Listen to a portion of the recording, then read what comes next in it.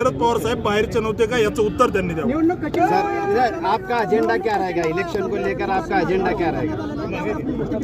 निश्चित ही निवडणूक सोलापूरच्या विकासाची आहे। मागच्या 10 वर्षामध्ये सोलापूरमध्ये न भूतो न भविष्यते अशा पद्धतीचा विकास आमच्या दोन्ही खासदारांनी केलेला आहे। त्यामुळे निश्चित या ठिकाणी आपण जिल्ह्याच्या किंवा सोलापूर शहराच्या कुठल्याही भागामध्ये गेलो तर निश्चित मोदी सरकारने मागच्या 10 वर्षामध्ये जी विकासाची गंगा आणलेली आहे त्याची रेष पुढे ओढणं हेच माझं मी कर्तव्य समजतो।